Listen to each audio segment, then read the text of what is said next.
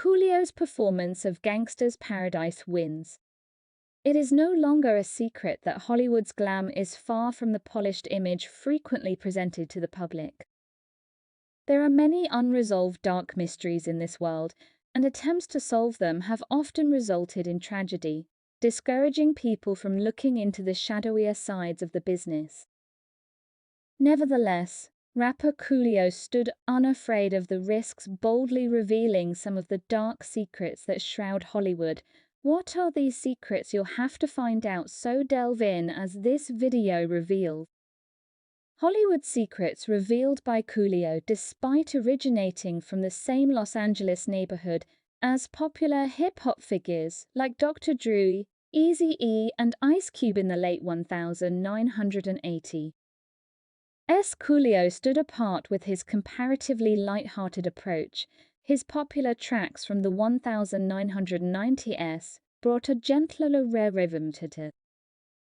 He rap scene, offering a contrast to the more aggressive tones often associated with the genre. This approach proved successful for Coolio during the late 1990s and reflected in the widespread sales of his initial two albums. However, after half a decade in the limelight, his popularity waned with the rise of new hip-hop talents taking center stage in the subsequent 30 years. His recognition was largely tied to his upbeat contributions in reality TV game shows and film, contrasting his earlier musical career. Can you explain, for example, how the song Gangsta's Paradise for the film Dangerous Minds catapulted you to a level that you hadn't previously experienced?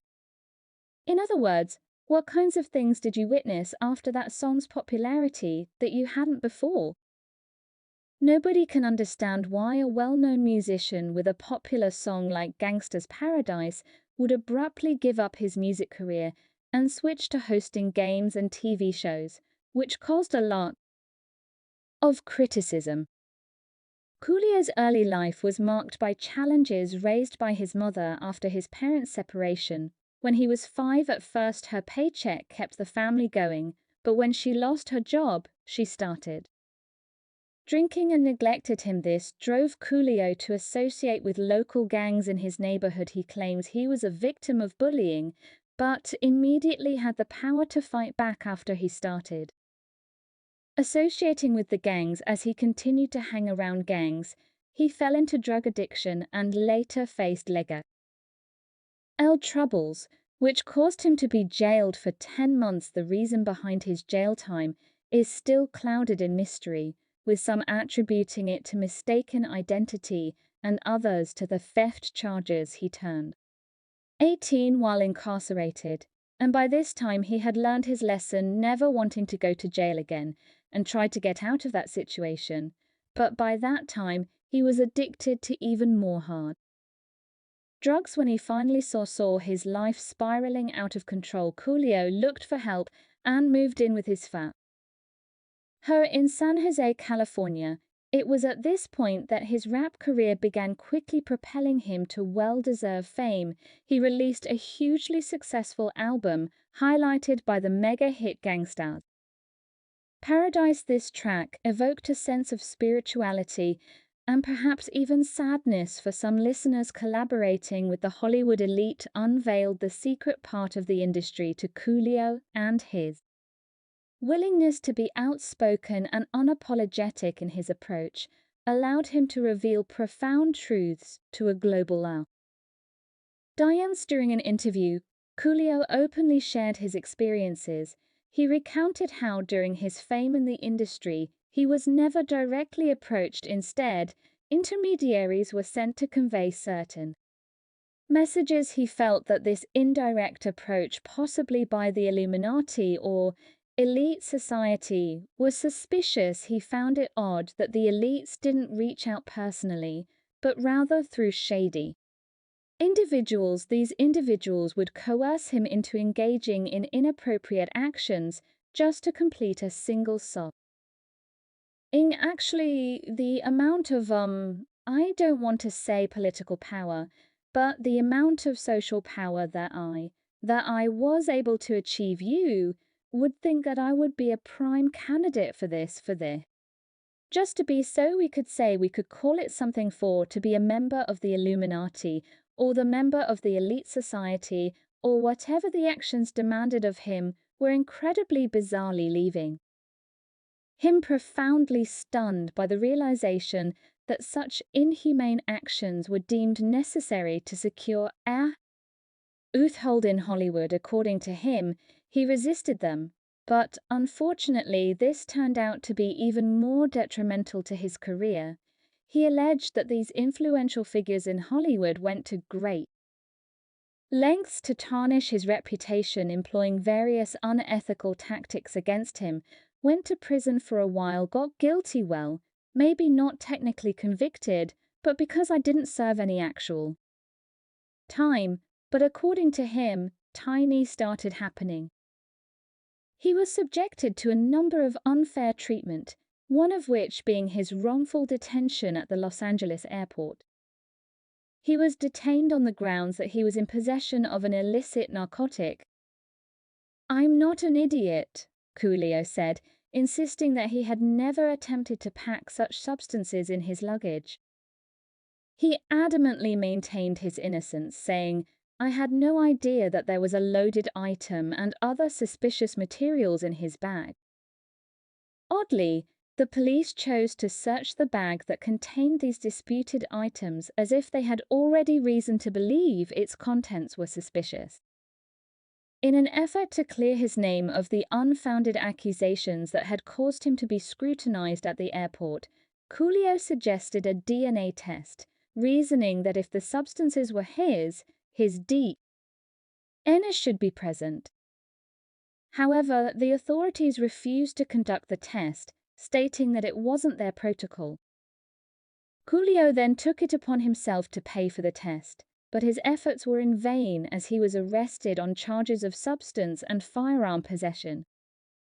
Although Coolio's reputation had already been severely damaged, a negotiated plea agreement spared him from serving a 3-year prison sentence and required him to perform 45 days of community service instead.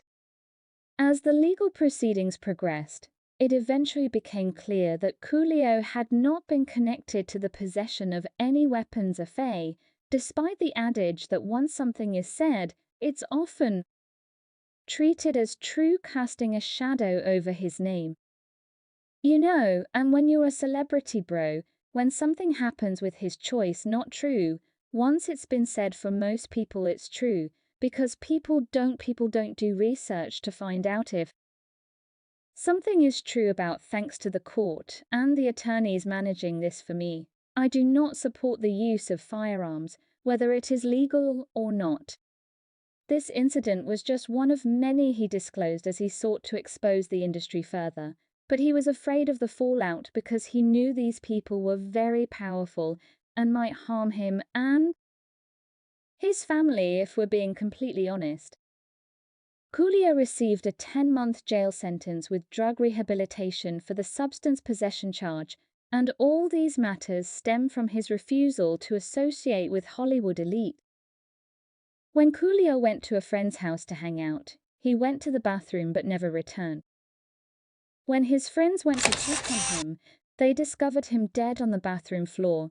Initially, the results from the doctor indicated that he had suffered a severe heart attack, but later findings revealed that he had actually died from the effects of fentanyl. When something is obviously wrong or you immediately notice something is happening, and if someone brings it to your attention, take action.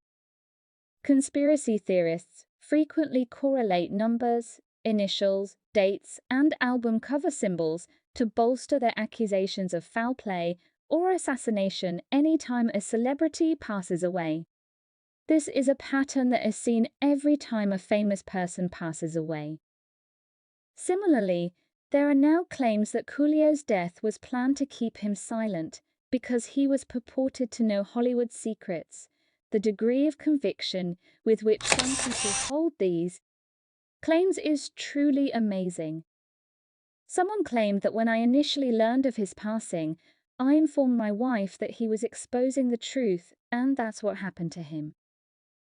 I had seen his interview, in which he discussed how they came after him and his family, and they had gotten to him, particularly if they claimed that his death was connected. Another person added, "I don't believe in coincidence." He passes away suddenly and mysteriously after expressing his desire to help Black people realize their true origins, and after talking about how he has supporters who are willing to stand up and support the movement. If you're famous with a voice and you start saying something they don't like, they take you out. While it's not likely that Coolio is the type to lead a movement against the music, I